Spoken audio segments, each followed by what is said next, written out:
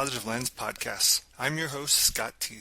Each week, we will bring you positive law enforcement news stories from across the globe, shared by departments and citizens like yourself. In our Getting to Know Your Local Leo segment, we will speak with a member of the law enforcement community about everyday life and most things non-law enforcement, as we hope to adjust your focus so you see that members of your local law enforcement community are not much different than you and me. Hey guys, welcome to episode 24. In this Getting to Know Your Local Leo episode, you will meet 7-year law enforcement veteran, SWAT team member, and school resource officer of the Monroe County Sheriff's Office, Deputy Devonta Richardson. He is not just a police officer, but also a father, entrepreneur, founder, and co-founder of the Welcome to the Street newsletter and podcast. In this enjoyable and laid-back episode, Devonta shares stories from his early days in high school, his career aspirational switch from the scrubs to the uniform, and the transition from big city Atlanta to small town Ohio. Plus, we will learn about the great support he received while going through a divorce at his brand new department and the joy of being a mentor to the children at the school resource officer. Please welcome to the podcast, school resource officer and SWAT operator from the Monroe County Sheriff's Office, Devonta Richardson.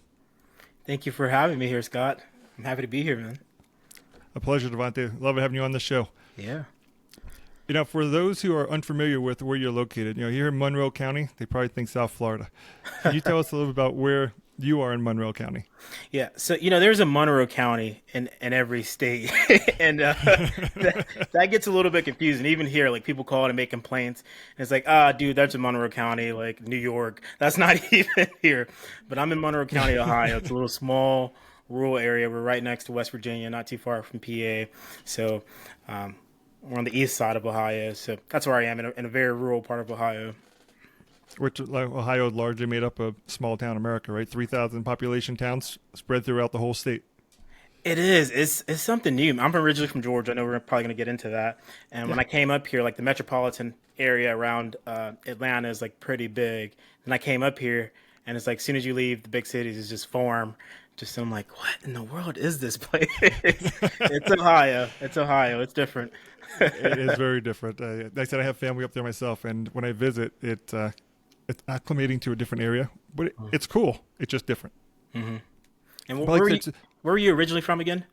I'm originally from New York, but Okay. I spent most of my life growing up in Florida. Okay. And now we're hosting here out of New Mexico, where I've been for almost 11 years. Yeah, so Ohio is very different from most of those. Yeah. 100%. It is 100% different. And like I said, I get to go up there because I have family there, so I get to go check it out and hang out. But like you said, the population town of 3,000, and I think it's like 2 streetlights, and that's the whole town. Yeah, it's rural America for you. It absolutely is. Yeah. But you know what's cool about rural America? You still find good restaurants. You still find mom and pop shops that have good food. Oh, Maybe I'm not probably going to get in Monroe. trouble for this. That's one thing I'll always get. I'm like, the food is just, it's not the Southern comfort food. I love that Southern food. And it's just, maybe I'm biased. I'm homesick and I miss home. But I'm like, they don't make it like they make it down in Georgia.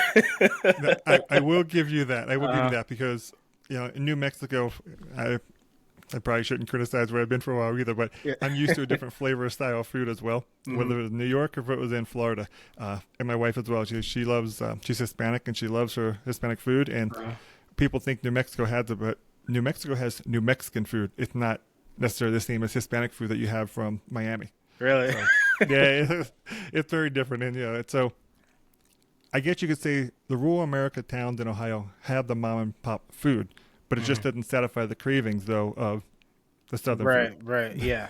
I'm a Southern guy at heart. So, I'm like my Southern food. Nobody can do it like they do it in the South. Okay. They can't. It is true. Southern food is very different. Yep. But let's talk about that. So I know you moved your way up to Ohio, and you can tell us about how we got to that journey, but you're from the Atlanta area. So tell us, born, raised, grew up there? Yeah, I was born and raised, grew up in the metro Atlanta area, just outside of Atlanta, in this area called Clayton County, Forest. I lived in that whole county, but yeah, that's where I'm from. It's near the airport area out there. So it's a very busy area. That's where I first started policing. Much different than the rural team. Big change. So tell us, what made the move from Atlanta to Ohio? Like you said, I know the area from really the airport more than anything else. It had more stopovers from Delta, I think, in Atlanta than any other place. Yeah. So I haven't really ventured too much into Atlanta, but tell us, that move is pretty drastic. It is pretty drastic. So I think there's a few things that make people move. It's usually like marriage or a woman or something like that, or money for a job. Right. I was previously married. My ex-wife was from up here, so she wanted to be closer to home. So we moved up here to Ohio, and it brought me up here, and I've been here ever since. And you're going to be there for a long time now. Yeah, be here for a long time. So, all right. So growing up, you're in a big city, but what was the life in the Richardson household growing up? so I grew up. It was just a single parent, just my mom. I was raised by my mom. Had 2 younger brothers. We were very Christian, so we spent a lot of time at church and things like that. But growing up was pretty fun. Like I'd say, I grew up in a pretty like loving household. My mother always, I mean, we were poor, but she always made the best for everything. We always had everything we needed. So that was what my household was like growing up. I mean, it was pretty good childhood. So. And mom's cooking home with you, Southern cooking. Southern cooking, man. Southern cooking. And then going to church, like all the church gatherings, man. I was a big kid for a while. Eating, man. But but those are memories that you can't replace them. Like I said, and those memories and those times shaped you who you are today. That's right. They did. So it's really cool. So when you were in school, though, outside of church, Yeah. what were some of the things that you were doing? What were some of the things that we would find you doing if you're not in the classroom and not at church? Oh. And not eating not in the classroom. So I was big into the medical field Okay. when I was in school. Like I was determined that I was going to be a male nurse right, when I was in school. So I was big with the medical program in school. Like I'd wear like a little lab coat, be checking blood pressures, doing things like that. Half the time people didn't know like I was a student there half the time. So I was always doing things like that. My junior year, kind of always had this entrepreneur spirit. My junior year, I was the candy man at school. We're talking about we're going to get away from food, but we can't do it. You're the guy selling the candy bars at 50 cents a pack, $1 pack. I was the guy selling the candy bars at school, always like trying to make a little bit of extra money, trying to do this. Everybody kind of knew me from that. And then my senior year, I like to say that I retired. I stopped selling candy, and I started dressing a little bit nicer. Started kind of like, I was like, man, I want to change. Like I want to dress a little bit nicer. So we were poor, right. but I used to go to like Value Village to the thrift stores all the time. Yeah. And I had my suits from going to church. So I'd have like I'd like go find a blazer and have like a dress shirt, have it untucked and have a suitcase. And it was so different. You were wearing it to school your senior year? Yeah, I was wearing it to school the senior year. Actually, that actually got me best dressed, man. That's sweet. That's sweet. Yeah, man. I was like, man, this is what I wanted to do. So that is awesome. Yeah. The fact that you actually took that step, the transition from your junior year to the senior year, you reinvented yourself. Yeah, I think that's always, now that we're talking about that, I think that's always been something like I've always wanted change and just wanted to be something different, wanted to improve myself, wanted to try different things. And so I think that was part of that when I was a teenager, just exploring that, trying to try something different, see what something else is like. So you're an entrepreneur, but were you in sports as well? Were you in activities? Or you're in church? Were you in choir? No, choir. No, I wasn't in the choir. Trust me, nobody wants to hear me sing. No choir. So what were the talents that you had that we don't know about yet? Yeah, so a lot of people, I don't know if I have any hidden talents, but what a lot of people don't know is I wasn't in the choir, but I was in the orchestra. Okay, all right. I played viola for a while, and wow. That's about my only secret talent. A lot of people don't know that, and I've kind of buried that a little bit. Nobody needs to know that. You just let the world know. Yeah, I was an orchestra nerd. I didn't want to be like everybody else and be like in band because I feel like that's what everybody was doing. I was like, I want to do something different. Let me do orchestra. Let me try that, and I actually really enjoyed it. And it is very different. It's a very different type of music. It is. So that's pretty cool. Yeah. So Justin Sharp, you're the candy man to the sharp man. Where does police officer come into it? What was the light bulb that said, I want to be a police officer? Was it the uniform or was it an experience? No, I had no intention of being a police officer. I never thought I'd end up as a police officer. I knew that I wanted to help people. And I think when you're young, like there's so many ways you can help people. You can really help people in any type of role. But, I was like, medical field, this is kind of what I want to do, I think. So got to college. That's what I decided to do. When I was about 20 years old, I was like, I'm ready to get out of my parents' house. So I moved out, had some roommates, things were good. I was in college, I was working full time. Then I got accepted into the nursing program. And I was like, everybody's like, man, this is difficult. Like, you're gonna be working full time, going to school. You might not be able to make it. Yeah, So I was that's like, oh, true. I don't really want to flunk out of school. I've got roommates. I can't stop working because then how am I gonna The bills pay? gotta be paid. Yeah, how am I gonna pay my little portion of the rent? So I started looking at things, and I was like, huh. I probably need to take some time out from school to work for a little bit to save up some cash so I don't have to work as much. All my friends are firefighters. Right? And I was Okay. like, I don't know if I really want to be a firefighter because all my friends are firefighters. Like, that's just not this. So I was like, oh, what can I do? I'm looking at things like electrician. What can I do? That makes like a decent amount of money that I can stack up. And then I was dating this girl at the time, and she kept telling me I need to watch like Live PD. I was like, oh, it's just another like cops thing. I don't know. Right. So I finally got around to watching it, and that light bulb went off. I was like, I saw cops like the way they talk with people. Right? It wasn't just like arresting people, taking people to jail, but like they talk people down out of these crisis situations, right? Okay.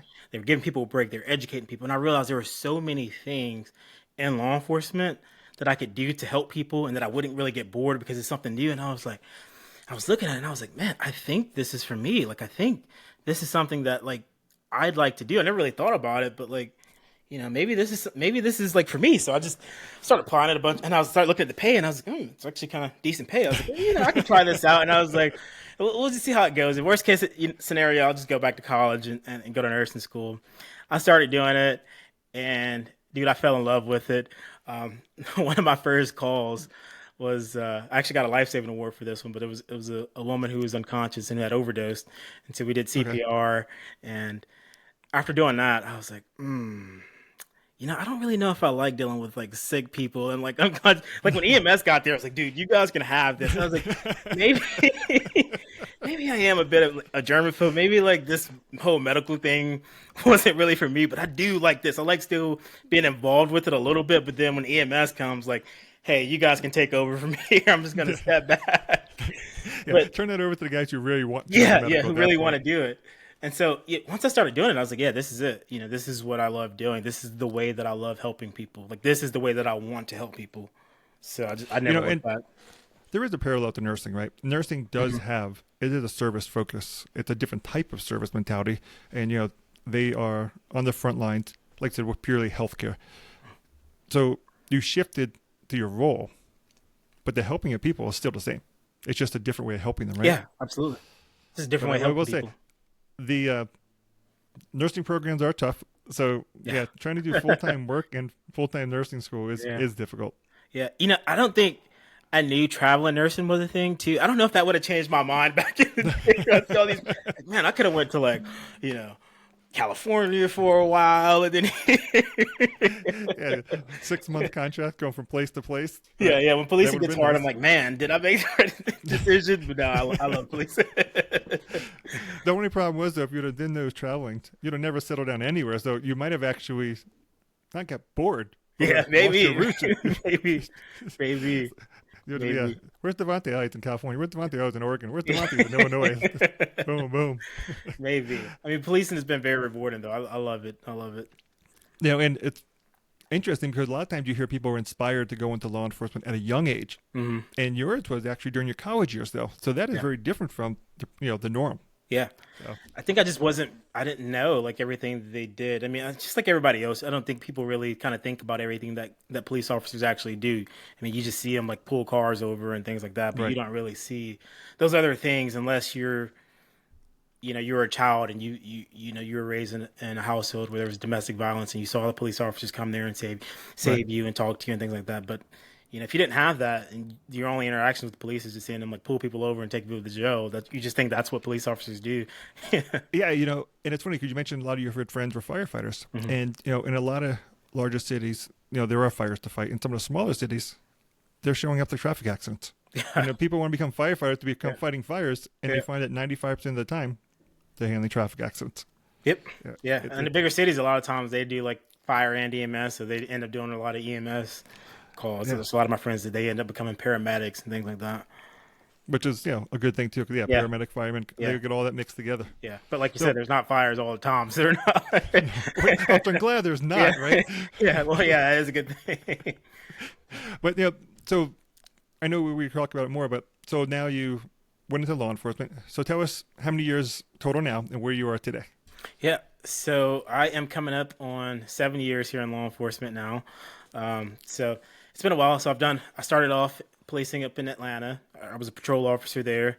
Then when I came up to Ohio, there was a little bit of a transition period of getting my certification transferred over. So in the meantime, up here, I did like corrections. Okay. Um, and then after the academy, I worked the road for a while. And then last year, I became a school resource officer, which has been a whole new thing for me.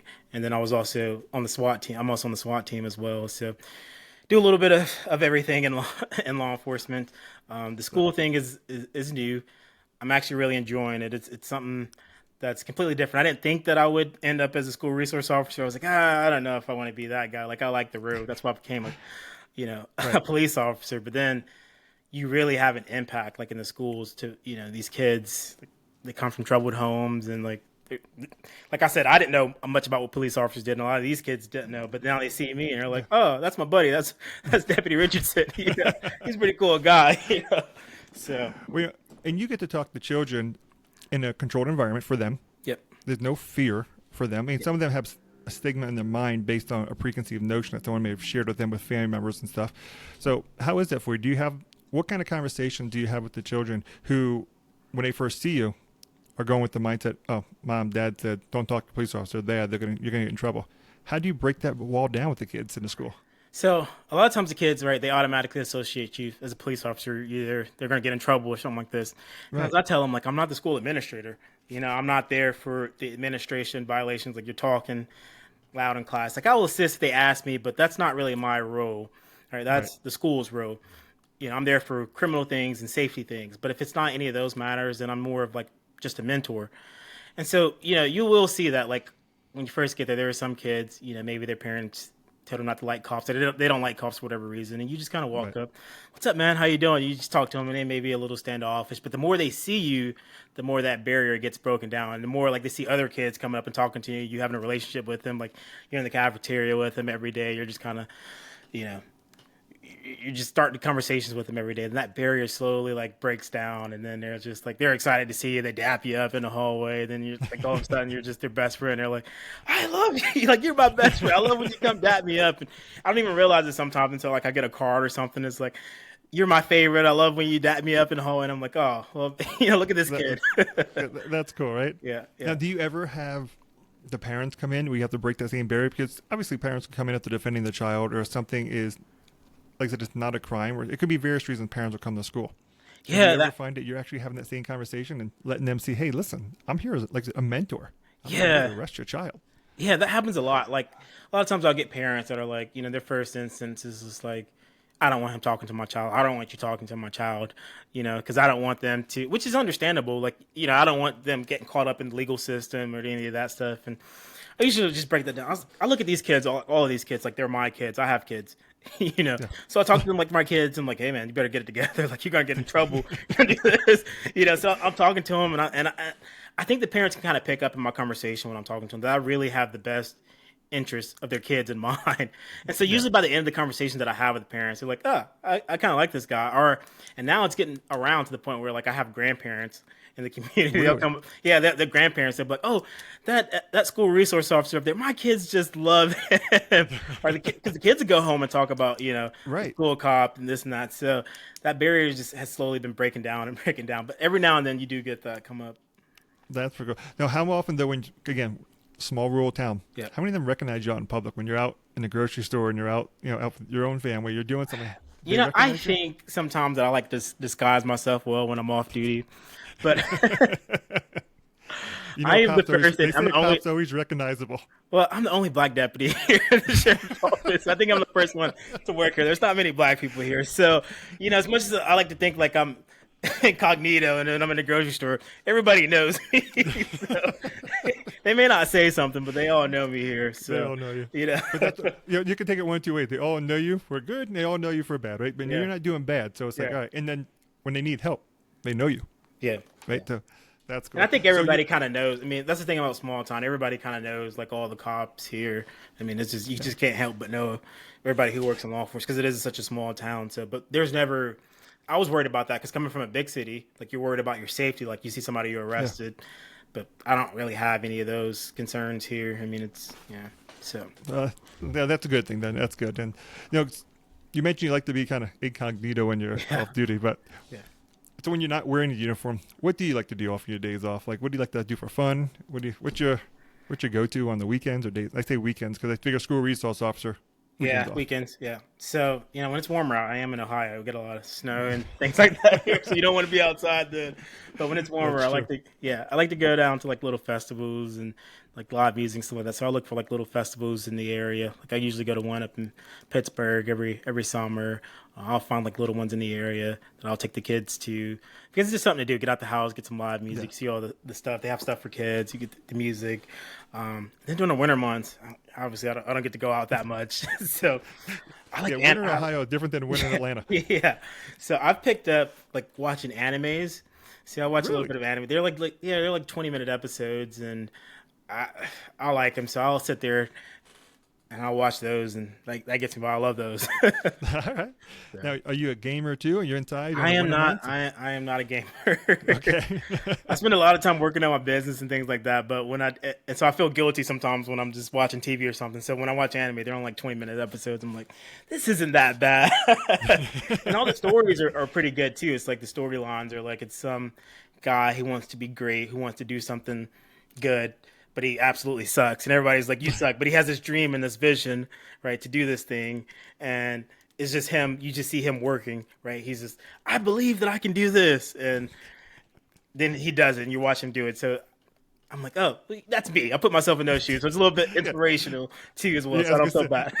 I think you're the first person that told me that anime becomes an inspirational show. It does. I tell people that all the time. It depends on like which ones you watch, obviously, but that's how a lot of them are. That's cool. Yeah. So when you are watching shows, whether movie theater, home, what's the last movie you saw at the theater though? Oh, the last I don't go to the theaters too much. The last one I went, it was not very good. I think I took my kids to see Little Mermaid, and I was like, oh, they're gonna love the movie experience. They're like 3 and 2. They did not. They were like terrified. Like the IMAX, it was like, boom, boom, boom, and then the last one wasn't that they released. It wasn't animated. It was like the real life, and they were just like, yeah. No. I think you're probably the first person that can go on record and say, I gave my children nightmares watching Little Mermaid. The movies. I thought this would be a great experience, and it was not that great. Yeah. They wake up, Daddy, Ursula's coming through the walls. Yeah. We were not in there very long because they were just like, no, it's dark. First of all, it's dark in there when you walk in. Then it's just like they don't know what to expect. Then it's sensory overload, this big screen, and then boom, boom. And then you have the challenge, not just of the movie, but keeping 2 young children sitting down at a movie theater. Candy doesn't work because after a few hours, that doesn't there, right? Yeah. Candy gets sugar in them. Popcorn, then it's a mess. There's nothing. Being a new parent, I didn't really realize that with toddlers. Like, they're just going to sit there and run around and throw popcorn at each other, and it's not going to be an enjoyable experience. So we haven't been in very many movies since then. Or for understandable reasons. We do that at home now. I think that's a little bit of an older kid thing when they can sit there and actually watch the movies and everything. So what movie have you guys been able to sit down and watch at home and say, all right, now this is what you're supposed to do in a theater? What was the last movie? I don't know if we watch any of them all the way through. I mean, we kind of have like Frozen on. That's on repeat for a long time. Like we have the Disney Plus going, and they'll watch like little movies on there. But Frozen was like a big one for a long time. We still sing the songs.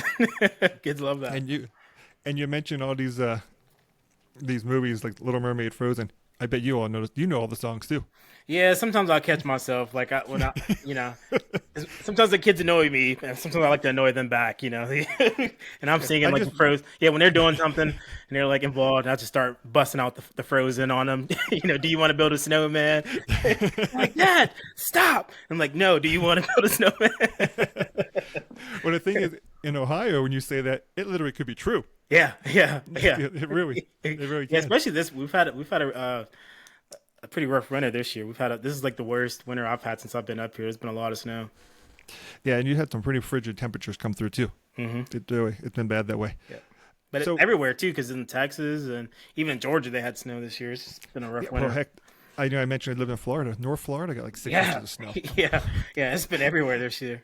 Yeah, I don't think in the 30 years I lived in Florida I had 6 inches. I don't have 6 inches. I know I didn't have 6 inches combined where I lived. I lived in the Central Florida region, and the fact that they got 6 in one overnight storm. Yeah, look at all Unreal. those videos of those people's out there doing crazy things because they've never seen the snow and like, what they don't have any plow trucks and watch people trying to plow and all this stuff is just kind of hilarious. It is. And, I go back to the back in the years, people, and they still do it in Florida, I think, they put a Christmas tree on the beach during Christmas. Uh-huh. And that was always, you'd laugh about it. And it's like, yeah, well, what else are you going to do in Florida during the winter? Yeah, what else are you going to do? It's what it is. Yep. So, all right. So those are the kids' movies. Mm-hmm. For you, though, is there a favorite actor or actress? And you say, it doesn't matter if the movies has good ratings or bad ratings. They're in it. I want to watch it. Probably Will Ferrell. I love like all of his movies. That dude is just, he always gets me going. Yeah, he is good. My daughter's getting annoyed when I always throw out their quotes from Elf. Elf, yeah. He's such a good actor, man. Any movie he's in, like, I'm like, okay, I'll probably check that one out. Yeah, I don't know if he had bad movies because if the movie's not good, he still is. Yeah, he still plays the role. Yeah. So, that's I love cool. seeing him.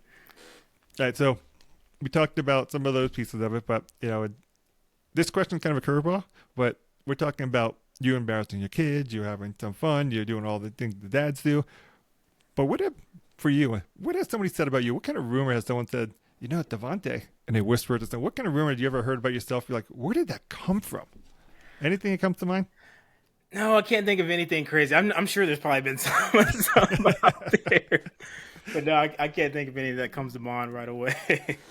What about one maybe you created Have you ever self-created something about yourself so people are like, oh, that's pretty cool, but your self-created image? No, I've always liked to stay under the radar as much as I can. So like I like to just go do my thing and then just kind of come home.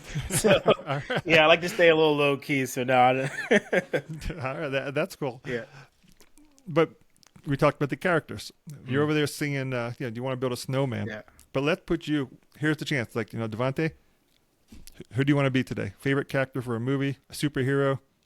Not anime. We're gonna kick that one aside. Who do you want to be? You can be like Superman, even if not Superman. You can go into phone booth, come out, whoever you want to be. I'd probably have to go with. So we were nerds, and I was a little bit of a nerd in high school, and all my friends, we all had like superhero. We all gave each other like superhero identities. I was the Hulk because I was always had this like kind of stocky, muscular kind of build. So I was the Hulk. One of my friends was like. What was he? He was Thor, and then we had a Superman. We had a Batman. We had all these characters. I was the Hulk. So if I had to like be a superhero, I'd probably be the Hulk. That works. That's always been my go-to. That would be me. And it's the Hulk of like the Lou Ferrigno Hulk, the original. Yeah. Okay. we were back then when I was like in high school. That's when like all the Marvel Avenger movies were coming out and Captain America. Yeah. So we were going to those movies like all the time. It seemed like they were coming out back to back to back. So yeah, they did. Yeah, the Iron Man's, Captain America's, and the Avengers and all that. So we were like all into that. And so we had to give all of our friend group, everybody had to be like a superhero, and I was the whole... I think the movie industry realized they can make more money by each action hero having his own movie or her own movie versus throwing them all in one. Yeah. Because back in the day, that's what it was. All the heroes were in one show. Mm-hmm. And now, like you said, they have movies. And even the way they did it was pretty good. Like they built it up. Like, they gave everybody their individual stories. Like Captain America had his movies. Iron Man had his movies. And then they kind of threw them all together. It was, yeah. They've done a good job with it. They really have. They did. And we're talking about heroes, action heroes that have been around for a long time. Yeah. And the fact that they're still reinventing them to an extent. Yeah. And young kids are gravitating towards them. Yeah.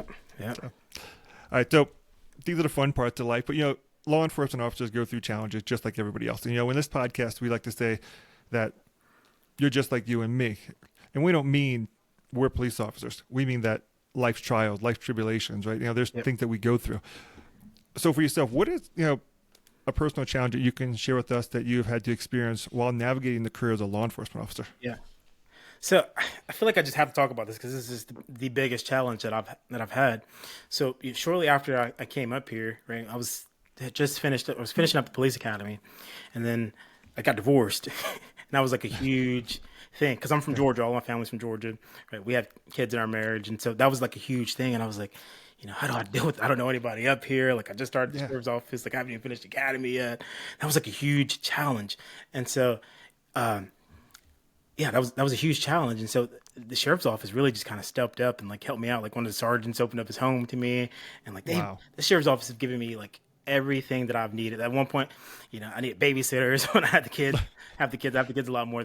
My chief, like he's calling people like, hey, we need a babysitter. Seriously? Yeah, he's like, yeah, he sent me a text message. He's like, yeah, I got you some babysitters here. Like when I needed a place to stay, they were like, all right, my chief took it upon himself. He was like, we got you. Don't even worry about it. So he's like, all right, this is where you're going to stay. This is how much it is, which is like very affordable. It's like, we got you. We're taking care of it. And then the people in the office, like, they're like, do you need anything? During the holidays come up, they invited me over. I mean, they've like, God is really taking care of me. Like I couldn't ask to be like in a better environment at a better sheriff's office. I mean, it really was like a family. And I was like, man, like I don't even know these people here because I was in the police academy, but I wasn't like I worked in the jail there. Then I was in the police academy, but I was away from the agency like the entire time. So they didn't really know me like that then. Right. And I was like, oh man, I'm this new guy. I'm causing all these problems. Like they're gonna hate me. Like this guy got all this drama. And it was the complete opposite, man. They were just like, we got you. Like, don't even worry about anything. No, and that is awesome. Yeah. And not to say it would be different because if it was in Atlanta when the divorce happened, you have your family there. But let's say the family wasn't there. The department is so big, you're just a number maybe. But like so with Monroe County, you were an individual. They truly knew you, right? And they got to know you quickly. So, I mean, maybe the reason to be in Ohio is because someone knew there was a path coming up, very challenging, and you had help. Yeah. I mean, I can't. It was just such a blessing just to be, like I was like, it was just such a blessing. Like they just went over and beyond for me, and I love this place, man. Great people, great people. Now, that is phenomenal because that could have gone very bad, right? When you're by yourself, you're isolated, and when your children are with you, it's one thing. Your children are with you, then it's you, all your thoughts and your work, and we know with law enforcement, there's a whole set of separate challenges that come from the field, and when you're home alone, it gets dark. And the fact that they kept the light on for you. They did. I feel like it's a hotel commercial, keep a light on for you. But they kept the light on for you and gave you that opportunity to stay on your feet and support you and support the girls and your son or the family, right? And really they took you in. They did. As a new person. They did. And it was a big challenge for me because, in law enforcement, like we love to help others, but we don't really like to help ourselves too much. So, having to ask for help. That's not your guy's strength. Yeah. Probably like guys in general, and it's like, I really don't want to like ask these people for help, like I don't really want to do this. Like I know that this is what I should do and I'm supposed to do because this is what I would tell other people to do, but like I don't want to do it. I don't want to do it. And I did it, and it was the best thing ever, So but you didn't ask for the help too. They saw the help as needed. Yeah, that's true. So it's the reason you got into law enforcement. They got paid forward to you. Yeah. When you got to Ohio. Yep. That's true. That's awesome. But so you're in law enforcement now, and I'm glad you made it through that challenge. Like I said, you're happy. You seem like you're in a good place, right? You're doing things in life. You're having time with the family. Yeah. And then you start to venture off. You say, hey, I'm in law enforcement, but I got this entrepreneur spirit. It goes back to high school selling candy, right? Yeah. So what are some of the things that you get excited about with entrepreneur side of things, and how did that reference to law enforcement? Are there similarities, or are they just really that different? There are some similarities, and there's definitely some differences. You get that challenge aspect. Like I like that. You never know what you're gonna get. In law enforcement, I love that aspect. You go to work, and you say you may have your calls, your general calls and things, but you just never know how the day is going to look in law enforcement. You never know where you're going to end up. You're on a different side of the county or a different side of the city. You just never know. And entrepreneurship is the same way. Like you just never know what kind of challenges you're going to face. Like something always coming up you got to deal with. But in a lot of ways, there are some differences. Being a law enforcement officer, we follow the rules. We follow the laws. There's written laws. Right? There are some gray areas there, but we strictly follow the laws. We enforce the laws. Entrepreneurship, there's not really any rules. You don't know what to expect. You just kind of like, I don't really know what I'm doing, but I'm going to give this a shot. And you just deal with the challenges as they come up. But I love that in this entrepreneurship journey, you have to identify. There's always what stops you from getting to that next level is you have to identify what your weaknesses are, and then you have to fix that. And so it's this journey of just bettering yourself. Some people have a fear of man, which I had that a little bit. You're scared to put yourself out there, right? You create this thing, this product, whatever, but then there comes a point in time where you have to share that with the world, and you have to share that with the people you're closest to. Like, hey, I have this thing. And you have this imposter syndrome, or like everybody's gonna think I'm an idiot. Everybody's gonna think I'm this or that, and you have to overcome that if you want to be successful. If you want to come to that Yeah. next level, so there's always like challenges like that, and it just makes you grow as a person. Like finding out what those challenges are, what those weaknesses are that you have, and then having to overcome those. It's true. And, the obstacles are opportunities for improvement. Right? They're Absolutely. opportunities to grow. Absolutely. So, and we're going to go into, so you have the Candyland. Candyland. Candyman. Yeah, Candyman. Yeah. Candyman. Okay, Yeah. we got the Candyman business in high school. Yeah. Then, when you moved to Ohio, you started another business. Yep. So, and then from there, you have the newsletter. So, can you tell us that journey from the business between the two law enforcement roles, and then what brought you to the newsletter today? Because I think the newsletter is phenomenal. I think the mission, the concept behind it is genius. And I'd love for you to tell us the journey and then share more about that mission and how officers are benefiting from that today. So I suppose I've always had this like entrepreneurial spirit, like I said in high school, I was a Candyman, not Candyland, Candyman. So I kind of had that, and my great grandmother actually had a business, like a food vending business, and I was kind of exposed to that. Like we were out there at the different festivals, hence my love of festivals. I was out there, Yep. ice cold drinks, $1, selling the drinks. So I've always kind of had that there, and I think I kind of lost that like along the way, like after high school. But what really kind of sparked that again for me was when I worked in Atlanta. Like every year that I was there was an officer who was shot or either killed like in the line of duty. And this is supposed to be like a safer part of Atlanta where I was working, right? But we had somebody shot or killed in the line of duty almost every year. And I didn't piece this together until a little bit later.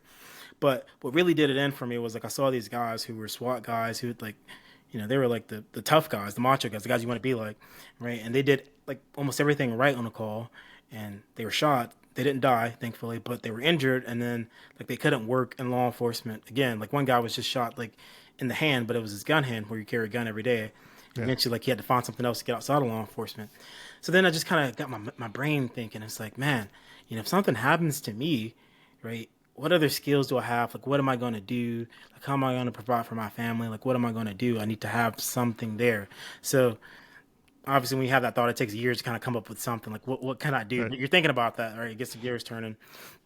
So when I first moved up to Ohio, I did a junk removal business. That was my first real taste of like having my own like official business, like building a website, having customers, and figuring out either the transaction, all this stuff. That was where I really got my taste. And then I got divorced, so I had to give that up. But then after then, I was went through this transition period again of like, what can I do? What skills do I have? What do I like to do? What can I do? And you kind of think about that for a while, and you meditate on that for a while, and then you'll come with your answer. Absolutely. And for me, I started reading a bunch of like newsletters, like Morning Brew and things like that, where I thought it was like this genius idea where people could just kind of get their briefings, stay up to date on everything that's going on in crypto space or in business just in a few minutes. I was like, why don't we have something like this for law enforcement? And I recognized the need when I was in Atlanta. Like we had these roll call briefings. Out here in rural Ohio, we don't really have per se roll call briefings, and that's a big thing in like rural areas, that there's no roll call briefings and there's not a lot of stuff passed down to you, but you still have to know legal updates, and you have to know what's going on in police, and you're expected to know that as a police officer. But the problem is like guys get overworked. You're going to domestic, you're receiving information all day. Everybody wants to tell the police officer something, right? So you're processing this information all day. Then you got to write reports. So the last thing you want to do when you get home, right? You want to spend that time with your family, with your wife, with your kids. The last thing you want to do is go look at hours long of case law and then figure out how to interpret this. How does this apply to me? What are they saying with all this legal jargon? The legal jargon is the problem more than anything else. Yeah, it's like what's going on here? And so I was like, okay, I recognize these needs. And I was like, okay, what if there's a lot of cops that probably feel this way. So I created Welcome to the Street, mainly with like rural deputies in mind, where we do this research on all the recent cases, everything that's going on in law enforcement, the things that the bigger agencies are doing, and then we give it to cops and we make it easy to read. Whereas this, when their brain is so overloaded, like you can look at this one in a few seconds.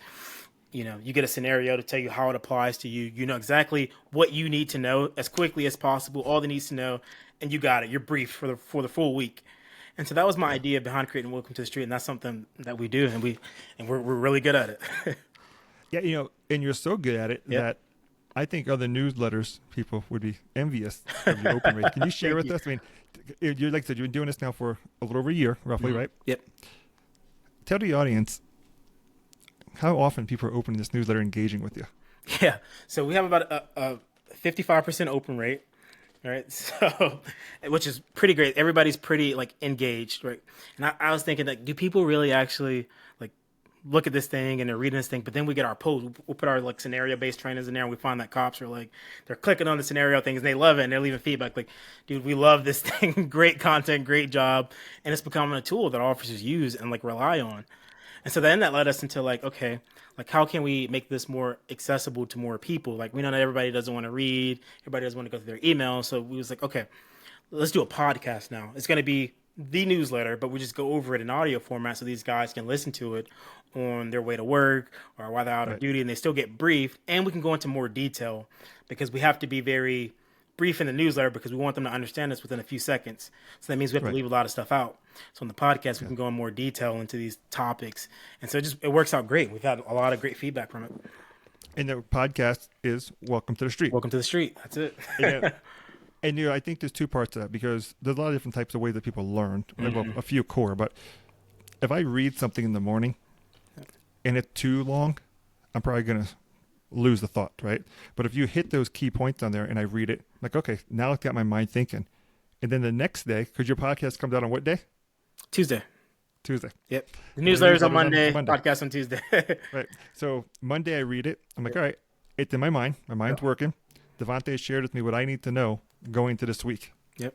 And then Tuesday, the podcast reinforces it, but then fills in my gaps. Yep. And a lot of us learn in different ways, right? So where someone could read a book and bam, they know it. Someone else has to see it. Someone else has to hear it. So I think you're doing a great thing with that because officers are becoming better. And I think your partner talks about they're informed, they're confident, right? Yep. So the fact that they're able to go out there and feel confident in what they're doing. Yep.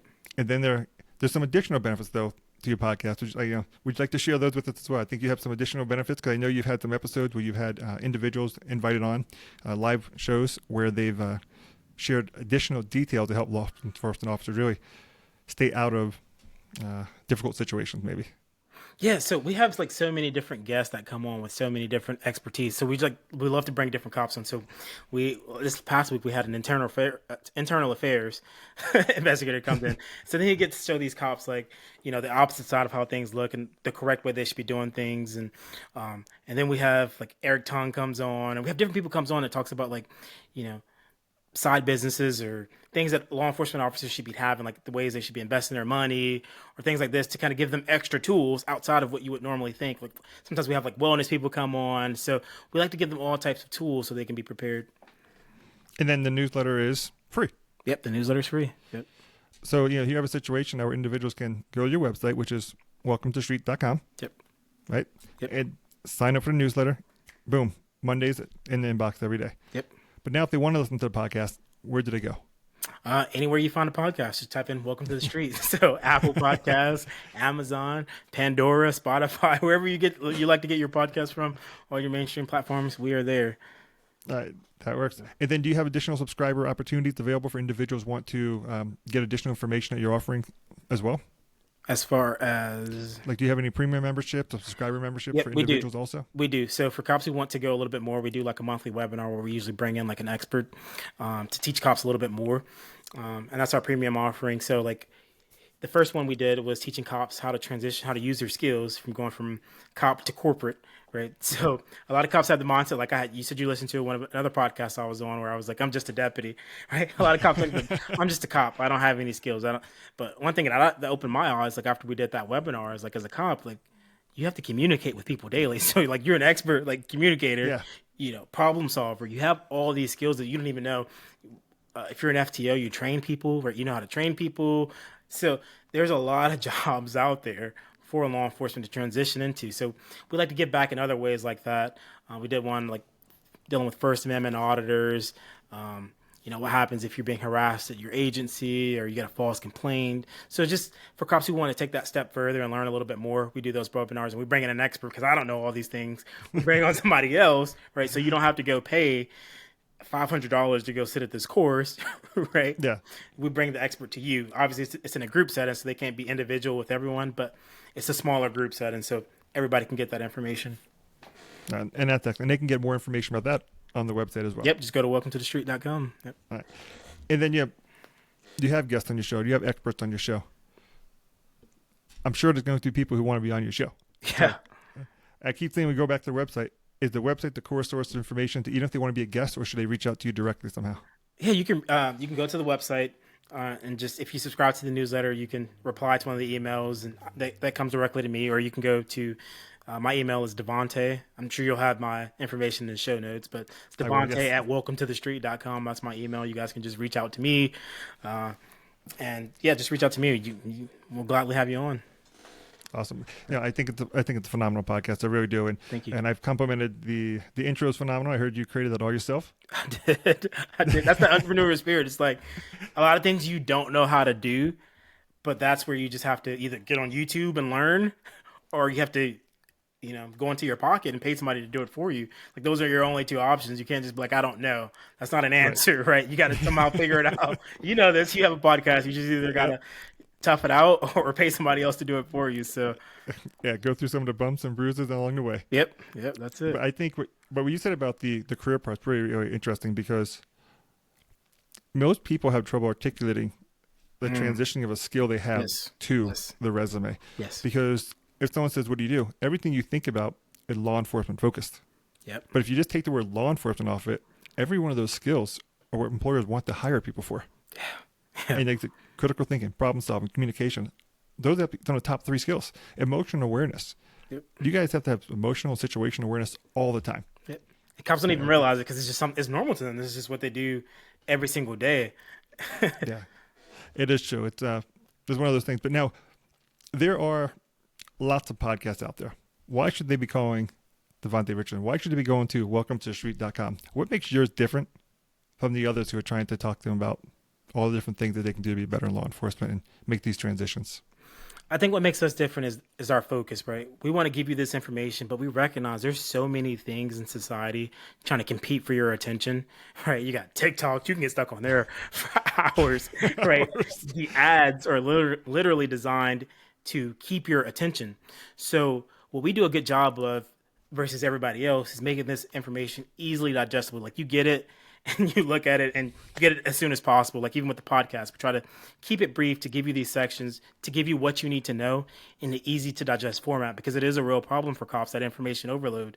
You're dealing with, you're going to domestic complaints. Everybody's telling you their problems all day. There's so much here. So cops, when you get home, you don't want to deal with that mess anymore. Like you don't want to look at that stuff, but it's still important. You still have to be educated. You still have to know what's going on.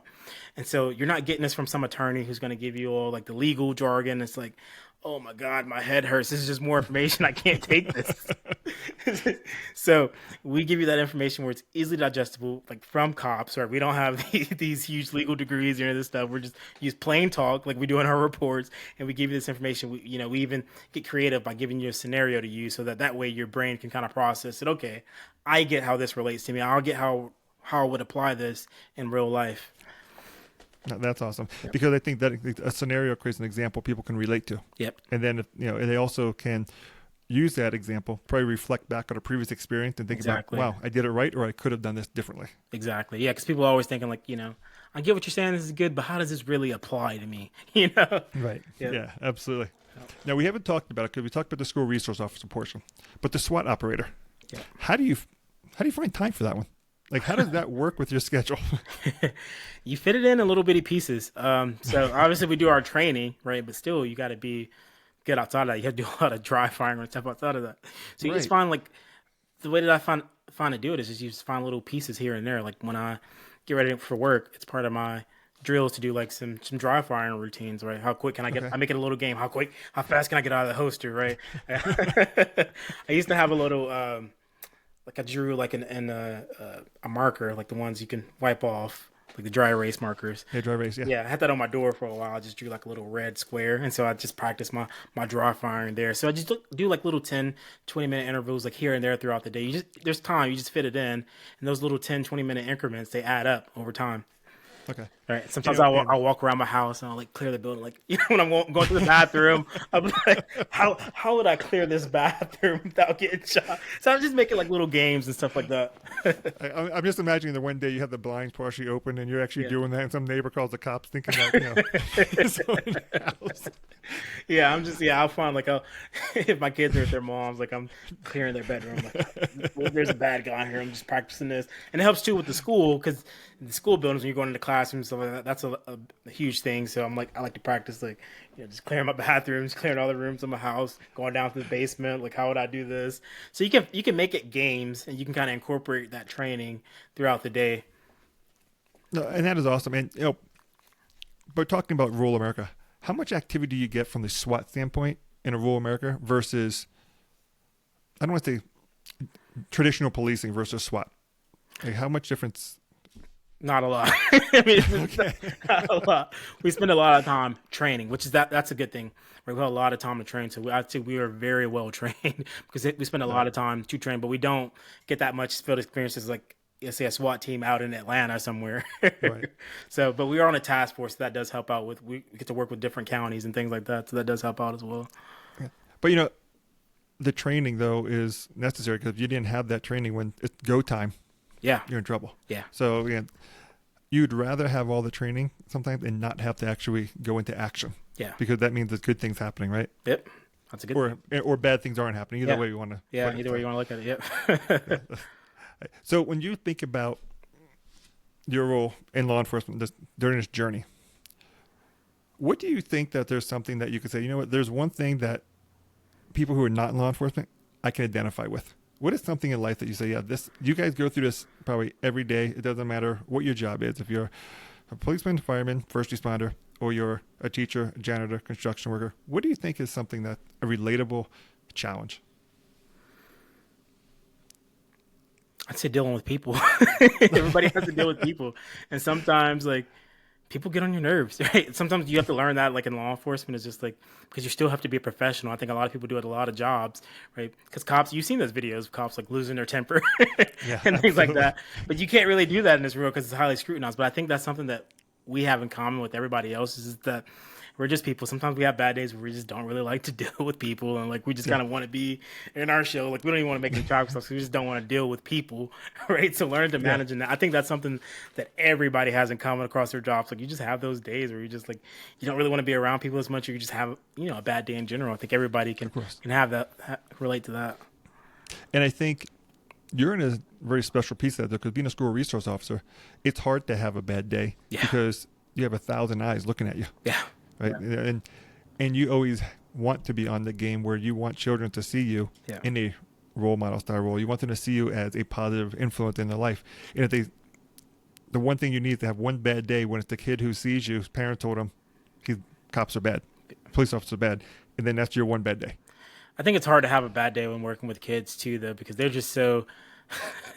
I have in my school, it's like pre-K all the way through 12th grade. So you see those kids. You get the whole gamut. You get all of it. Watching those kids, man, those kids are so silly. Like, they're always doing something stupid because they're kids. So I go in there, you may like have a bad day, but then like these kids, they do something stupid and you just can't do nothing but laugh. Like, they're just kids. So dealing with them, or they'll make some face at you when you walk in or something, you just can't help but laugh. Working with kids are such a joy. Did they ever challenge you on the basketball court, to challenge you in any competitions? Did they ever try to say, Deputy Richardson, come on? Yeah, all the time. All the time. My basketball skills is not a hidden talent. It sucks. So I talk my trash, and I'll be like, oh, another time I'll get you. I talk my trash, but yeah, basketball. We did something, a funny story on that. We have this place called Mako. It's for people with special needs, right? And we do a lot of activities with them, and they have like an event they invited us to, and we play like a game of horse in basketball. It's where somebody like makes the shot, and then you got to imitate exactly what they did and make the shot. Okay. And I was so bad that the kids, the students there, the special needs students, are like, I finally made a shot. They were like, "Yay, you made a shot! You can do it!" And I was like, "I'm supposed to be the one encouraging you, but I'm so terrible." These kids are like trying to make me feel better about myself. so, so I don't challenge people to mini basketball games at the school. That's pretty cool. But like you said, the kids make your day. Yeah, right? they do. They do, man. That is awesome. Yeah. And you're connecting with the kids in the community. Yep. In the school system. But how do you think law enforcement can continue to build those bridges? How can we continue to see? There's a lot of theories. Some say build the culture within the department, and the officers will go out happier. Others say continue to get more involvement, like old school policing. Be on the beat, go into the shops, go into the businesses, and talk to the folks. What's your take? How do you build those relationships from I'm an officer, you're the community, together we are more effective working together? I think a lot of those old school officers have it right. I remember this one cop said to me, he's like, the worst thing that could happen to law enforcement is air conditioning. And he said the reason I probably had the thought that many people have is like, what do you mean? Like, what are you talking about? Yeah.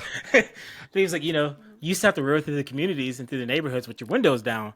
And so people are outside, you're talking to people, but now everybody has the windows up, and the windows may be tinted. So cops always have their windows up. Nobody can see who the actual officer is. You're not talking to anybody, right? So I think those old school cops kind of have it right, like getting out of the car, going into like your local businesses and talking to people, just getting the clerk's name, like just remembering their name, something that simple, starting a conversation with them, like it goes a long way. And then another thing that I think that works is just explaining what you do to people. Like you don't really have to explain to people the extra steps why you're doing what you're doing. Like you see people recording you and they're like, "Oh, why did you yell at him like this?" Or why are you taking him to jail? He didn't do nothing. We used to get that a lot in Atlanta. Like, you get your bystanders there and then like, because the person you arrest, and a lot of times they're a manipulator, right? So they like to get people on their side. Like, I didn't do. They're screaming out. The cop is just put your hands behind your back. You don't know this guy just beat his wife and kids or something, but they're like, I didn't do nothing. These people, they're just trying to take me to jail. And then people are like, yeah, what are you guys? You guys are just trying to take him to jail. And the cops are just so annoyed. Yeah, right there with the camera. And so a lot of cops will just do their business and go. But I think just taking the time, like you don't have to, but just taking the time to explain to people, like. You obviously can't give away all the details, but explaining to people why you did what you did. I used force because of this or this reason, right? We did things this way. It may look crazy to you because of this, or even explain to the person you're taking to jail, this is why I'm doing this. And I think when people have that knowledge, then they can look at it from a different perspective. They understand, oh, that's why you did that. And I think that's one thing, explaining things, education. I think that's valuable, and it's spot on because, unfortunately, I been pulled over as a kid, enough time driving the car, and and I've had the benefit of that. Officers, some tickets, some no tickets, but they was explaining. Do you know why I pulled you over? Do you know what? Yeah. It wasn't just because of the speeding. It was because you changed lanes and did this. It was more the concern of what you're changing lanes than it was the speed you were driving. An officer. Nobody recently told me or recently listened to it was saying that we don't care if you're doing 70 miles per hour on the highway going straight as much as we care about the person doing 40 miles per hour swerving in and out of traffic. That's now reckless driving versus the straight lane speed. And, and I never thought about that part, just as a kid. But an officer explaining it to you, it makes you understand the way of thinking too. Yeah. Another big one was like license plates, right? People like one thing we stop for down in Georgia all the time was like license plate light was out. And you get somebody like, they may say maybe they've had a bad day at work, right? And they're like, you really just pull me over for a license plate light? Like, don't you got better things to do? Like my taxpaying dollars. Or like, but I would take the time and explain to people sometimes like, yeah, my job is to run license plate. This is how we find stolen vehicles. So if I can't see your license plate, right, I don't know what if your car was the one that was stolen, right? And I can't see the license plate and I can't run it to, make sure everything is good. It's not a stolen vehicle or you're not a wanted person. Like this is how we get bad people off the street. We run license plates. So if I can't see it, that hinders me from doing my job. And I'm not trying to write you a ticket for it. I'm going to let you go on about your day, but I'm just telling you just to get that fixed because if one day your car gets stolen and we can't read the license plate because you don't have a license plate, then they're like, okay, I kind of get it now. But just taking that time to just explain those things, what you're doing, why you're doing those things, then it's kind of like, okay, well, I get it now. Yeah. And I think people appreciate that. Yeah.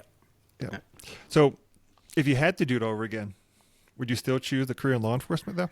Absolutely. I think it's a very rewarding profession. It fits me. There's never like a boring day. I always enjoy what I do.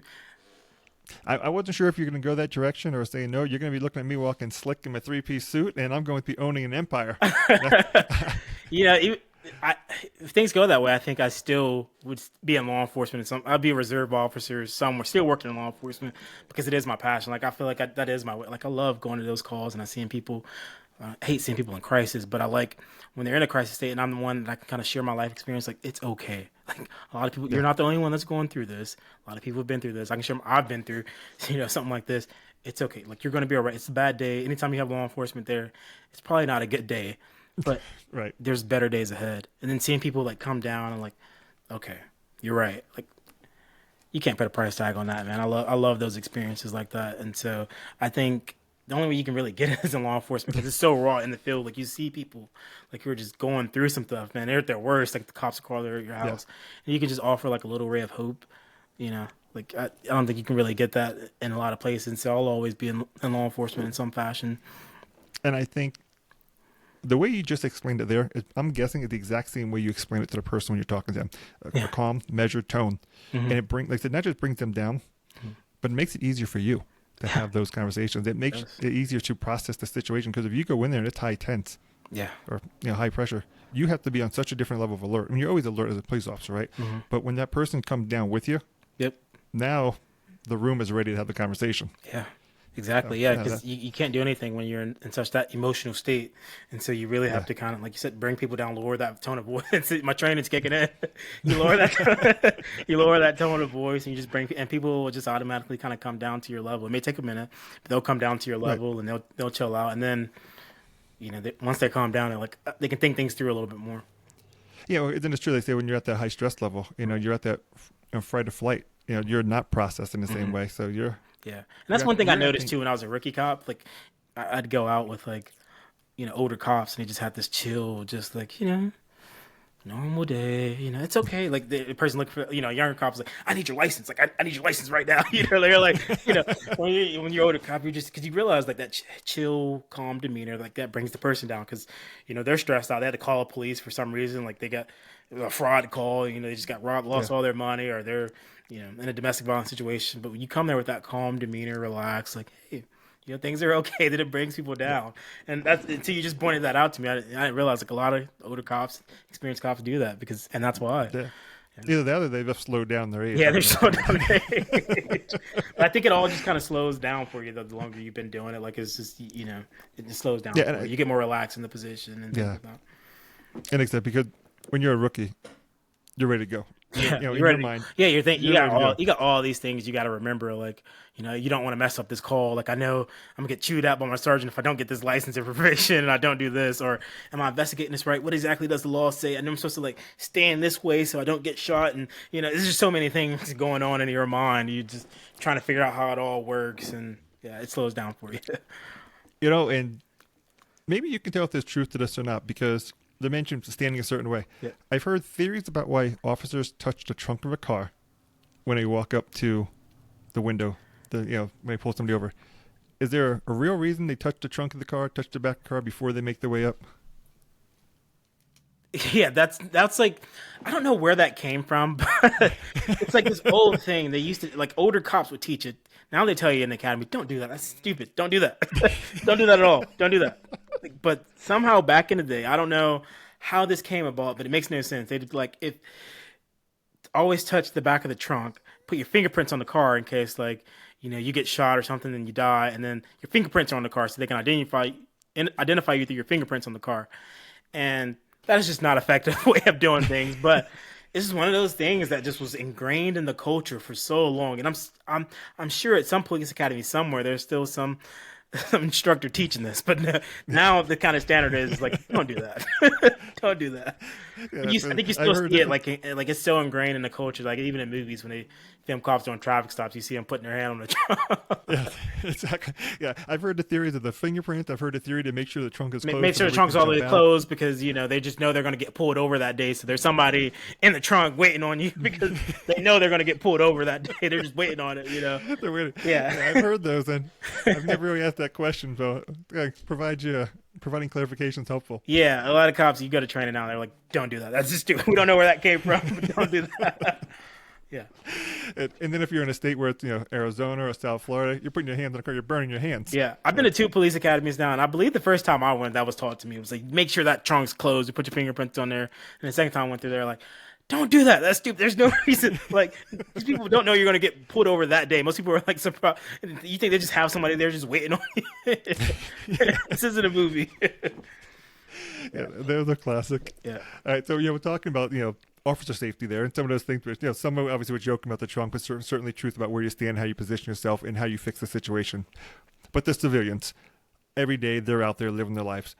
What's the safety tip that you can offer them so that they should be able to practice every day and help keep themselves safe when they're going about the community? This is a pretty basic one. I feel like it's such a cop response. But wearing your seatbelt, All right. because the free thing, like sometimes we take free things for granted. The things that are given to us, like our relationships and things like we take those things for granted. Or a seatbelt, it doesn't cost anything to put on a seatbelt. It's super simple, Right. But it's something so simple that can so effective that saves your life. And still, you get people that don't do it. Like I think it's the stupidest thing when I see people who don't wear a seatbelt, and it's just because it's for you. It doesn't matter about the ticket or any of that stuff, but it's such a simple and a small thing that comes in every vehicle, but it's so powerful because I promise you, it will save your life. Absolutely. Yeah. You might get a bruise from the seatbelt, but I'd rather have the bruise than my head through the windshield. Getting thrown out. A lot of times people get thrown out of the windshield. Yeah. Yeah. No. That's an easy safety tip, and there's not a single person that can't say if they get in the car and they're of a certain age that they can't put it on.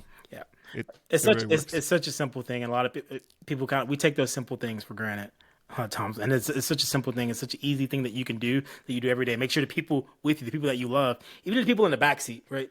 I think in Georgia, adults don't have to wear seatbelts in the back seat, but think about this, right? I heard somebody say this. You get in a car crash, right? 70 miles per hour, 60 miles per hour, even 40 miles per hour, and this person doesn't have a seatbelt. That's a missile flying through that car. They're going to go right into you. That is a missile, right? They're coming at you, and that could kill you. And a lot of times that does happen. So make sure everybody in the car is wearing their seatbelts as well. So true. Yeah. And it's like you said, those simple things. Locking your doors. People. Yep. Right? Oh, man, that would get so many people. There's these things we call crimes of opportunity. We don't really see it as much out here in the rural area, but we used to get a lot of times where people just pull door handles in the parking lot of Target or Walmart, and they just go in there. They just look for the ones that are unlocked. And it's such a simple way. They don't need to have any tools with them to break them in. They're just literally easy opportunity. It's such a simple way to not be a victim. I mean, obviously put your value, because they see something valuable and see you leave an iPad there, they're going to break the window and get it. But but they're just checking door handles. And so if you leave yours unlocked, it's such a simple way to prevent crime. But it's those simple things that we forget and we take for granted a lot of times. Yeah. And because like I said, we don't reinforce them in our own minds. We just go about our daily life and that's it. Yep. I guess the good thing is now we can usually lock our cars with the remote, and as long as the car noise, it chirps a couple times, we know it's locked. Yeah.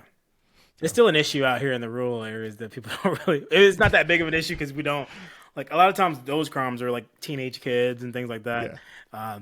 But a lot of people. There's probably more vandalism with the kids, right? They're doing stupid young teenage kid stuff. They're not really car thieves. Yeah, they're not really car thieves. I think those are crimes when you have your subdivisions and stuff like that. You get kids who are just need something to do, and they'll just go to different driveways and just pull door handles. We've seen it all the time.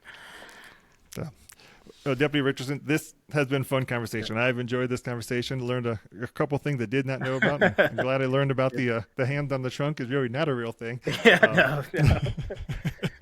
I think what you're doing as the school resource officer, and one, I'll just say, I think every school in America should have a school resource officer. I'm a strong proponent of officers in every one of the schools. I just think there's so much that can be done for it. The positivity that is infectious from that you bring to the children. And that's not even related to being there protecting the school and protecting children. Yep. That's just the influence you have on the children that's invaluable. And the fact that you're able to connect with them at an age that they're already still able to absorb that and they're able to be influenced, I think is phenomenal. Yeah, I think that's breaking down barriers now, because now we're in this culture where a lot of people don't like police officers, but seeing this younger coaches that come up, they've seen their school resource officers, they know he's pretty cool. I think that's changing the culture and breaking down these barriers. Yeah, and I think we need to get kids to see that being a police officer is cool again. So when they want to go to, what do you want to be when you grow up? Police officers back on that list as one of the top things again. Yeah. firemen get all the credit too. I know that, but policemen, firemen, we want to see those on there again because the media will tell you don't do it. Right. And it should be. I think what you've done with Welcome to the Street, again, the newsletter, the podcast, again, we know welcometothe street.com people can go to, I think is a innovative idea that is phenomenal. Like you said, it's originally for rural areas, but the reality of it is every department in the country can utilize it.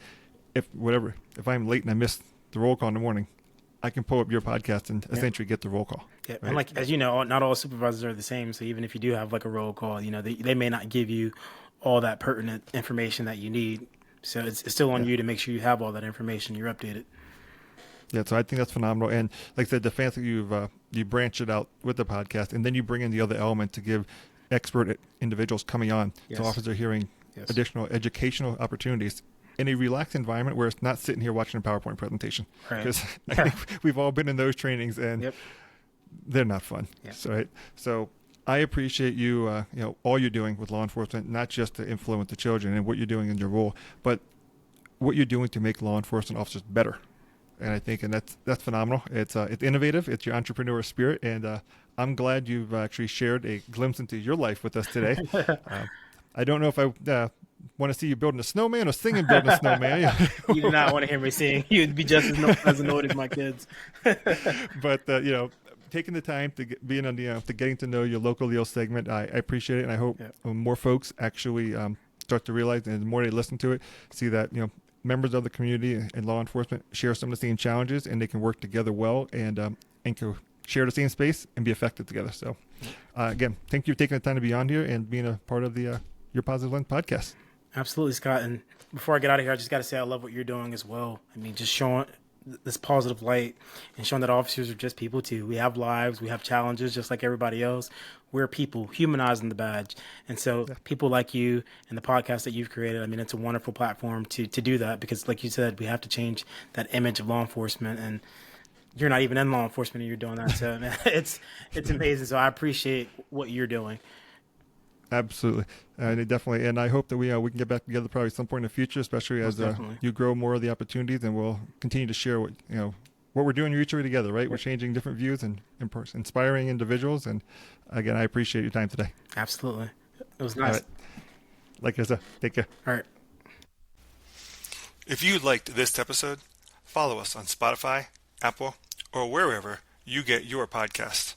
Provide us your feedback in the comments and leave us a rating or review. We truly appreciate your opinion. And then follow us on LinkedIn or Facebook to get all the latest updates. Remember, you can always find places that will share negative law enforcement news stories. But here, at Your Positive Lens, you will only find your positive law enforcement news stories. Once again, I'm your host, Scott T. Thanks for listening, and we'll capture you on the next